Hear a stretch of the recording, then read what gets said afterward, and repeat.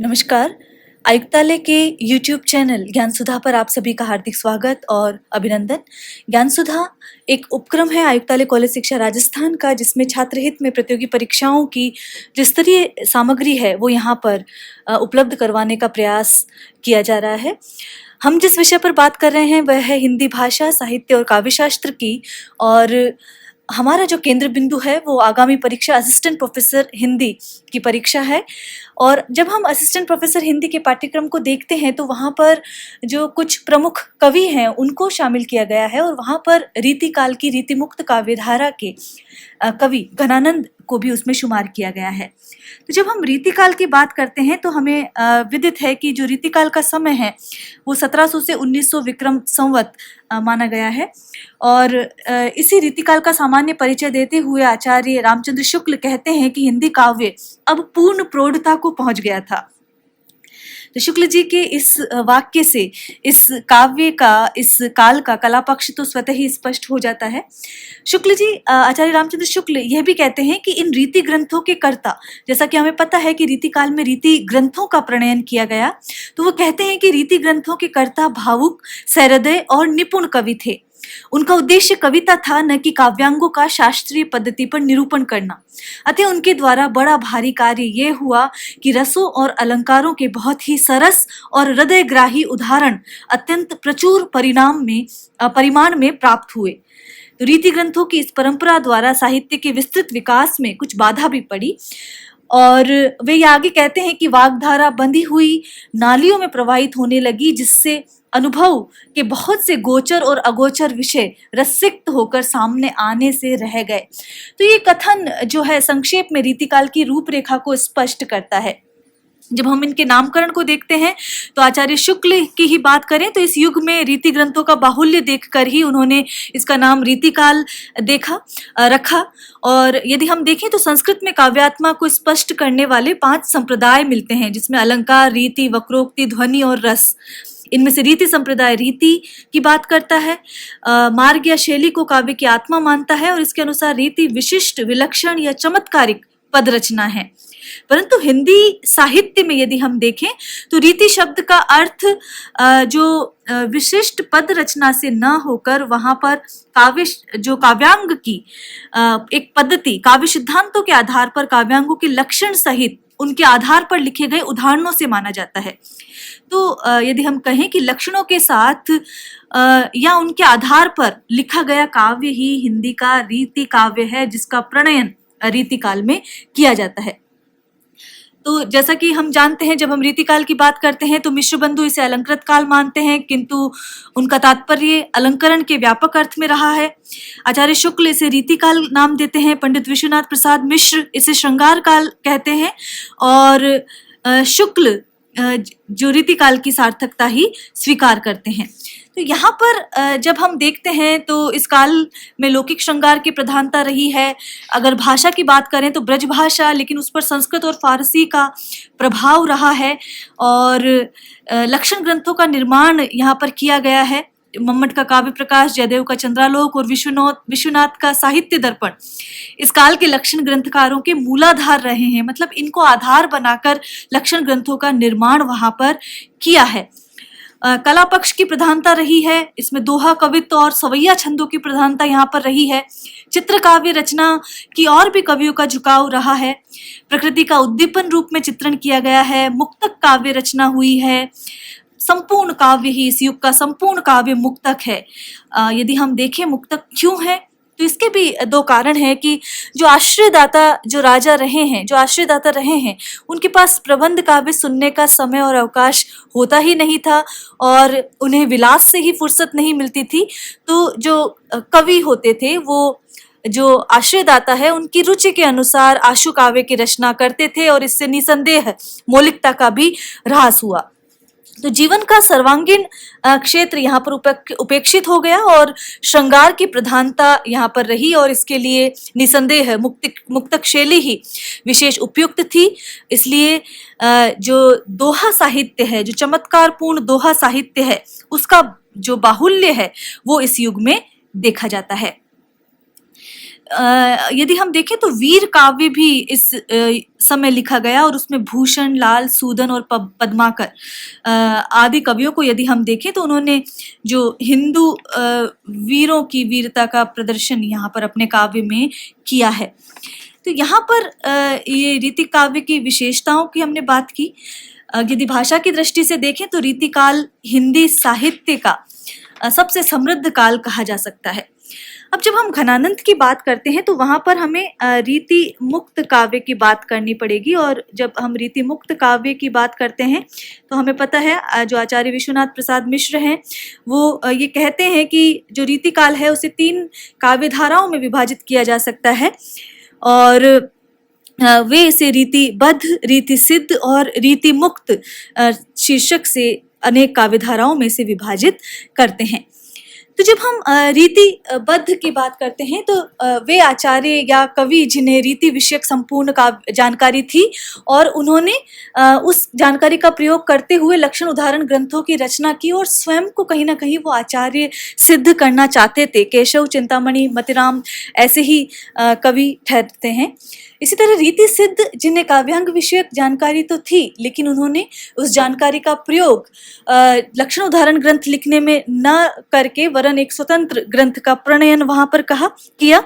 इसी तरह यहाँ पर यदि हम देखें तो रीतिकाल के ऐसे 57 कवि का पहले विवेचन आचार्य रामचंद्र शुक्ल करते हैं, जिन्होंने संस्कृत साहित्य की रीति की बंधी बंधाई शास्त्रीय परंपरा का अनुगमन किया और लक्षण ग्रंथों की रचना की। तो एक वो भी कैटेगरी, एक वो भी श्रेणी वहां पर रखते हैं। लेकिन जब हम रीति मुक्त कवियों की बात करते हैं तो रीति मुक्त कवि वे कवि थे जो शास्त्रीय परंपरा का अनुगमन नहीं कर रहे थे, वरन स्वतंत्र रूप से अपनी काव्य रचना कर रहे थे। तो यहाँ पर रीति मुक्त कवियों को कुछ विद्वानों ने स्वच्छंद काव्यधारा का कवि भी कहकर पुकारा है। उनके अनुसार रीतिकालीन रीति मुक्त कवि उनको माना जाएगा जिन्होंने साहित्य शास्त्र की किसी बंधी बंधाई शास्त्रीय परंपरा का अनुगमन नहीं किया। तो यदि हम देखें तो रीति मुक्त कविता से जो स्वच्छंद प्रवृत्ति या जो परंपरा अनुगमन से विरोध की बात वहां पर दिखाई देती है। यदि हम रीति मुक्त कवियों की बात करें तो वहां पर श्रृंगार और प्रेम का प्राधान्य रहा है। रीति मुक्त कविता की यदि बात करें तो श्रृंगार की बात करती है, प्रेम की बात करती है, और ये प्रेम ही लौकिक प्रेम से यहाँ से प्रारंभ होता है और फिर अध्यात्म की गलियारों में ये पहुंच जाता है। तो रीति मुक्त कवियों की जब हम बात करते हैं तो जिन्होंने रीतिकालीन मुक्तक काव्य परंपरा को यदि देखें तो उन्होंने उसको ही अपनाया, ब्रजभाषा में रचना की और एक तरह से जो विरह का काव्य वहां पर लिखा। तो इस काल के कुछ कवि ऐसे हुए जिन्होंने प्रेम और श्रृंगार को ही प्रधान रूप से अपनाया। जब हम बात कर रहे हैं श्रृंगार और प्रेम की, परंतु भावाभिव्यक्ति, अभिव्यंजना, पद्धति और उद्देश्य आदि की दृष्टि से उन्हें एक सर्वथा भिन्न वर्ग में रखा। तो यहाँ पर यदि हम देखें तो रीति मुक्त कवि वे ही कवि हैं जिन्होंने यदि हम देखें तो प्रेम और विरह का जो वर्णन है, श्रृंगार का जो वर्णन है, वो अपने काव्य में किया है। और रीति मुक्त कवि ही एक तरह से मौलिकता को लेकर आते हैं और वो कहते हैं स्वयं कि जग की कविता ही अर्थात ये साधारण कविता थी, लेकिन रीति मुक्त कवियों की कविता ऐसी गूढ़ होती थी कि उसे समझने में प्रवीणों की बुद्धि तक ठगी सी रह जाती थी। इसीलिए कहा गया है कि जग की कविताई के धोखे रहे, या प्रवीणन की मति जाकी थकी। तो मिश्र जी ने रीति काव्य की संपूर्ण विशेषताएं यदि हम देखें तो वहां पर एक छंद कहा गया जो कि घनानंद से भी संबंधित है, इसे हम पढ़ेंगे। तो यहाँ पर जो रीति मुक्त काव्य की बात की जाए तो वहां पर स्वच्छंदतावादी दृष्टिकोण और प्रेम का स्वरूप वहां पर महत्वपूर्ण है, जहां बात की जाती है कि अति सूधो स्नेह को मार्ग है, जहां नेकु सयानप बाक नहीं, यहाँ सूदे चले तज आपन पो, झिझके कपटी जे निसाक नहीं। तो इस तरह के प्रेम की बात वहां पर की गई है और इन कवियों को स्पष्ट घोषणा की है इन्होंने कि प्रेम का मार्ग सरल है, उसमें वक्रता का नाम नहीं है, चतुराई का लेश भी इसमें घातक होगा। तो ये बात ये स्पष्ट घोषणा करते हैं। और इन्हीं में आज हम घनानंद का अध्ययन करेंगे और घनानंद का समय है 1673 से 1760 ईस्वी। तो जब हम घनानंद को देखते हैं तो घनानंद जो कवित है वो रचना जो असिस्टेंट प्रोफेसर हिंदी है उसमें समाहित है उसके पाठ्यक्रम में। और जब हम घनानंद को देखते हैं तो उनकी जो काव्य हैं वो सुजान सागर, विरह लीला, कोकसार, रसकेली वल्ली, इश्कलता, ब्रजविलास, कृपानंद और गोकुल गीता, ये इनके महत्वपूर्ण काव्य संग्रह हैं। और इनके लिए कुछ महत्वपूर्ण उद्धरण जिसमें आचार्य रामचंद्र शुक्ल कहते हैं कि प्रेम मार्ग का ऐसा प्रवीण और धीर पथिक तथा जबादानी का ऐसा दावा करने वाला ब्रजभाषा का दूसरा कवि नहीं हुआ। तो ये आचार्य रामचंद्र शुक्ल कहते हैं। और यदि हम देखें तो हिंदी साहित्य की लगभग 1 सहस्र वर्षों की दीर्घकालीन परंपरा में जिन कवियों का प्रदेय महत्वपूर्ण है उनमें स्वच्छंद मार्गी घनानंद का नाम अनन्य है। तो यहाँ पर एक महत्वपूर्ण कवि के रूप में है। इसी तरह रामधारी सिंह दिनकर कहते हैं घनानंद के लिए कि वियोग तो घनानंद की पूंजी ठहरा। ये एक महत्वपूर्ण बात यहाँ पर रामधारी सिंह दिनकर कहते हैं। ब्रजनाथ जिन्होंने इन पर टीका लिखी है वे कहते हैं कि समुझे कविता घनानंद की जिन आँखी नेह की पीर तकी, कि जिन आँखों ने नेह का प्रेम की पीड़ा को भोगा है वही इस कविता को पढ़ सकते हैं। तो यदि हम बात घनानंद की करें और उन पे हम महत्वपूर्ण उद्धरण की बात कर रहे हैं तो उसी क्रम में डॉक्टर भगीरथ मिश्र कहते हैं कि घनानंद ने रूप और भाव का चित्रण बिल्कुल रीति काव्य की पद्धति पर किया है जो बड़ा ही मार्मिक है, और ऐसे चित्रण को हम केवल अलौकिक सौंदर्य का भक्त सुलभ चित्रण कहकर टाल नहीं सकते। तो ये एक महत्वपूर्ण उद्धरण है। तो ये इसलिए क्योंकि प्रतियोगी परीक्षाओं में यह भी पूछा जाता है कि अमुक उद्धरण किस आलोचक ने, किस साहित्यकार ने अमुक कवि हेतु कहा है।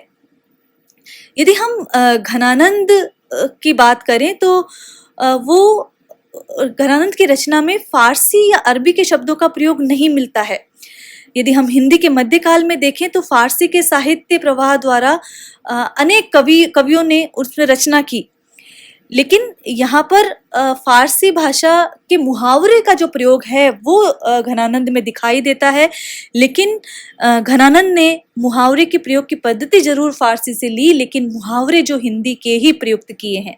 ये एक बात और दिखाई देती है जब हम घनानंद के काव्य को देखते हैं। घनानंद की जो कविताई है उसको समझने से पहले हमें बात करनी होगी प्रतिभा की। जैसा कि जो काव्य हेतु है उसमें प्रतिभा एक महत्वपूर्ण हेतु है और वहां पर 2 प्रकार की प्रतिभा मानी गई है, कार्यत्री और भावेत्री। कार्यत्री जो सृजन करने की जो प्रतिभा होती है, जो कवि में, जो रचनाकार में होती है, तो कवि कार्यत्री प्रतिभा से संपन्न होता है और उसमें जो सहृदयता होती है उसे भावक या सहृदय या सामाजिक ग्रहण कर लेता है या समीक्षक ग्रहण कर लेता है। सामाजिक नहीं, या भावक का मतलब जो भी आलोचक है या जो समीक्षक है वो ग्रहण कर लेता है और कवि और भावक का तादात्म्य हो जाता है। तो कवि के जो भाव है वो भावक समझ लेता है। तो ये तो एक अर्थ हुआ भावक का, कि भावक क्या होता है, समीक्षक या आलोचक। लेकिन एक शब्द है भावुक, और जो भावुक है वो सामाजिक है, वह समान हृदय वाला है, वह दूसरे के हृदयगत भावों को, अनुभूति को ग्रहण करने वाला होता है। पर यहाँ पर यदि हम भावक और भावुक की बात करें तो जो समीक्षक है वो केवल भावुक हृदय वाला नहीं होता, वो नीर क्षीर विवेक दृष्टि भी रखता है। वरन जो भावुक जो है वो सामाजिक होता है और दूसरे के हृदयगत भावों को हृदयंगम करने वाला है। तो यहाँ पर लब्बुलुबाब यही है कि भावुक और भावक के अंतर को समझा जाए। तो भावक, क्योंकि ये शब्द बार बार आएंगे, भावक यहाँ पर समीक्षक है, आलोचक है, और भावुक यहाँ पर सामाजिक या सहृदय है। तो यह बात जाननी आवश्यक है। घनानंद कवित्त पर हम बात कर रहे हैं, और जब हम घनानंद कवित्त को देखते हैं तो घनानंद की कविताई में वहां पर घनानंद कवित्त में जो उनकी कविताई की बात महत्वपूर्ण रूप से कही गई है, और उसे जब हम कुछ महत्वपूर्ण कविताई को देखते हैं उनकी, तो उसमें जो पहला पद है वो आता है कि ने ही महा ब्रजभाषा प्रवीण ओ सुंदरताई के भेद को जाने। तो यहाँ पर जब हम बात करते हैं कि ने ही महा ब्रजभाषा प्रवीण ओ सुंदरताई के भेद को जाने, कि ऐसा जो स्नेही है, प्रेमी हृदय का व्यक्ति है, जो कि ब्रजभाषा में प्रवीण है, जो ब्रजभाषा में पारंगत है, ओ सुंदरतानी के भेद को जाने, और वो जो सुंदर असुंदर के भेद को वहां पर जानता है, के अंतर को वहां पर जानता है, वो कौन है? वो घनानंद है। घनानंद की बात यहाँ पर जो कवि यहाँ पर कर रहे हैं। तो ने ही महा ब्रजभाषा प्रवीण और सुंदरतानी के भेद को जाने, जोग वियोग की रीति में कोविद। यहाँ पर बात आगे कर रहे हैं कि जोग वियोग की रीति में कोविद, भावना भेद स्वरूप को ठाने। तो जब यहाँ पर हम बात करते हैं तो वो योग वियोग की रीति में कोविद है, और भावना भेद स्वरूप को जिसने ठान लिया है, वो यहाँ पर बात घनानंद की कविता के संदर्भ में यहाँ पर की जा रही है। और जब हम इन घनानंद की कविता को देखते हैं तो वहाँ पर घनानंद शब्द बार बार आएगा, सुजान शब्द बार बार आएगा। तो यहाँ पर ये प्रशस्ति है, और ये प्रशस्ति घनानंद कवित्त नामक संग्रह में है, और इसके जो संकलन करता है वो श्री ब्रजनाथ हैं। पहले तो आपको ये ख्याल रखना है कि ये जो श्री ब्रजनाथ है उनके द्वारा रचित है, और इसमें ये बतलाया गया है कि घनानंद की कविता का बखान करने वाले में किन गुणों की आवश्यकता है। तो यहाँ पर एक तरह से भावुक और भावक की बात की जा रही है, न कि प्रकारांतर से घनानंद की कविता, दोनों ही चीजों की बात की जा रही है। लेकिन जो मुख्य उद्देश्य है कि यहाँ पर कविता का बखान करने वाले में किन गुणों की आवश्यकता होना चाहिए। तो जो गुण बखानकर्ता के कहे गए हैं वे सब घनानंद के भी हैं। तो यहाँ पर दोनों अर्थों में कि घनानंद की कविता का भी गुण है, लेकिन घनानंद की कविता को पढ़ने वाला भी कैसा हो। तो जो ने ही महा, महा मतलब अत्यधिक, अत्यंत, तो जो अत्यधिक प्रेमी हो, अत्यंत प्रेमी हो, ब्रजभाषा में प्रवीण हो, और सौंदर्य के विविध भेदों को जानता हो, जोग वियोग की रीति में कोविद, कोविद का मतलब है पंडित, जो योग वियोग की जो रीति है, परिपाटी है, संयोग वियोग के विधि विधान है, जो नियम है, उनको जानने में पंडित हो, और भावना भेद स्वरूप को ठाने, और भावना के विभेदों के स्वरूपों को हृदयंगम कर सकता है। जो प्रेम के जो रंग में भीगा हुआ हृदय हो, चाह के रंग में, चाह का मतलब है प्रेम, जो प्रेम के रंग में जो हृदय भीगा हुआ हो, बिछुरे मिले प्रीतम शांति न माने, और प्रियतम के या प्रेयस के बिछड़ने एवं मिलने पर उसे पाने और भेंटने के लिए उतावला रहता है। जो उससे मिलने के लिए उतावला रहता है, उससे मिले बिना उसे शांति नहीं मिलती है, उसकी बात यहाँ पर की जा रही है। फिर बात है भाषा प्रवीण सुछंद सदा रहे, जो भाषा की विविध शैलियों को जानता हो, उसकी शक्तियों को जानता हो, और उसके प्रयोग का अच्छा जानकार हो, सुछंद सदा रहे, और स्वच्छंद भाषा और उसके प्रयोग में स्वच्छंद रहे, उन्मुक्त रहे, या सुछंद का मतलब है स्वच्छंद। सो घन जी के कवित्त बखाने, तो जो जीवन और काव्य के पारंपरिक बंधन को, रूढ़ियों को स्वीकार नहीं करता हो, वो स्वच्छंद है। वही घनानंद जी के काव्य की प्रशंसा कर सकता है, उनके गुणों को, उनकी विशिष्टताओं का वो मार्मिक उद्घाटन कर सकता है, उनकी कविता को भावक बनकर समझ सकता है, उनकी कविताओं की समीक्षा कर सकता है।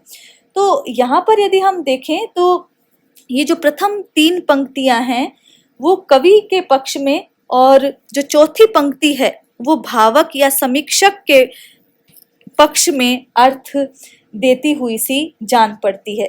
तो यहाँ पर यदि हम बात करें तो मत अगर इसकी काव्य पक्ष की बात करें, कला पक्ष की बात करें, तो यहाँ पर छंद बखान करने वाले जो भावक हैं और कवि, दोनों के गुणों को एक साथ साथ ये छंद बतला रहा है। यदि हम सुंदरतानी शब्द बात करते हैं तो वहाँ पर वो शब्द बहुवचन के रूप में कि बहुत प्रकार की सुंदरताओं को वो जानने वाला हो। प्रेमानुभूति में 3 अवयव होते हैं, ज्ञानात्मक, भावात्मक और यदि हम देखें तो इच्छात्मक। इन तीनों की बात यहाँ पर की गई है। और जब हम देखें कि जोग वियोग की रीति में कोविद, जो जानकार हो तो ज्ञानात्मक पक्ष की, भावना भेद स्वरूप को ठाने तो भावात्मक अवयव की बात की जा रही है। और चाह के रंग में भीजो हियो, बिछुरे मिले प्रीतम शांति न माने, यहाँ इच्छात्मक अवयव की बात की गई है। तो सुछंद का अर्थ यहाँ पर स्वच्छंद है, रीतिमुक्त काव्यधारा से है और परंपरा और रूढ़ियों से उन्मुक्त की बात यहाँ पर की जा रही है। तो इस प्रकार की ये जो बात यहाँ पर घनानंद कवित्व में इस पहले पद में की गई है, जो कि घनानंद की कविताई के बारे में तो बताता ही है, साथ ही समीक्षक में और पाठक में क्या योग्यता होती है उसके बारे में भी ये जो सवैया है वो बताता है। यदि हम देखें तो ये छंद मत्त गयंद सवैया है। इसमें 7 भगण होते हैं और अंत में 2 गुरु, प्रत्येक चरण में 23 वर्ण होते हैं। तो यदि सवैये में एक और बात देखें तो गुरु लघु जो है लिखित से नहीं वरन उच्चरित से समझना चाहिए। तो जब आप इसे पढ़ेंगे तो आप ये नीचे मैंने संकेत दे रखे हैं कि यहाँ पर नेहि महा, तो यहाँ ही का उच्चारण चूंकि लघु है इसलिए यहाँ पे लघु माना गया है, इसीलिए हमने कहा है सवैये में गुरु लघु लिखित से नहीं वरन उच्चरित से समझना चाहिए। दूसरी बात, 22 से 26 वर्ण तक के वर्णवृत्त सवैया कहलाते हैं और सवैया का अर्थ होता है सपाद। तो इसका चौथा चरण पहले पढ़कर फिर चारों चरणों को क्रम से पढ़ा जाता है, इसीलिए इसका नाम सवैया पड़ा। कभी कभी कवित्त को भी सवैया ही लिख दिया जाता है। तो जब हम देखते हैं कि भगण में यदि हम देखें तो पहला वर्ण जो है वो गुरु होता है और शेष 2 लघु और उसके बाद 2 गुरु का इसमें प्रयोग किया जाता है। और कवित्त की भी बात करें तो कवित्त में भी पहला चरण पहले पढ़कर और तब चारों चरण पढ़े जाते हैं। तो इस प्रकार ये घनानंद कवित्त का जो पहला सवैया है उसका अध्ययन हमने आज किया। घनानंद कवित्त के जो 25 छंद यहाँ पर समावेशित हैं उनका अध्ययन हम लगातार आगे आने वाली कक्षाओं में करेंगे। आज के लिए इतना ही। नमस्कार।